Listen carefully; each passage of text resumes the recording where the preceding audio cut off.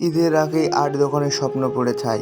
টাঙ্গাইলের মির্জাপুরে ভয়াবহ আগুনে ঈদের আগেই ৮টি দোকানের স্বপ্ন পুড়ে ছাই হয়ে গেছে। বুধবার রাত 12:30টার দিকে উপজেলার তরফপুর ইউনিয়নের পাথরঘাটা বাজারে এই অগ্নিকাণ্ডের ঘটনা ঘটে। ফায়ার সার্ভিস সূত্রে জানা গেছে, রাত 12:30টার দিকে ওই বাজারের একটি দোকানে আগুন দেখতে পান স্থানীয়রা। পরে তারা আগুন নিয়ন্ত্রণের চেষ্টা চালান। এক পর্যায়ে আগুন ছড়িয়ে পড়লে এলাকাবাসী ফায়ার সার্ভিসকে খবর দেন।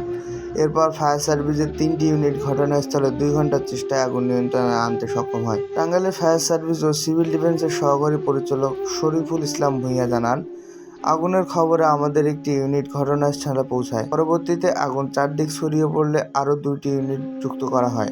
এরপর রাত 2টা 19 মিনিটে আগুন নিয়ন্ত্রণে আসে। আগুনে 8টি দোকানের মালামাল পুড়ে ছাই হয়ে গেছে বলে জানান ফায়ার সার্ভিসের এই কর্মকর্তা।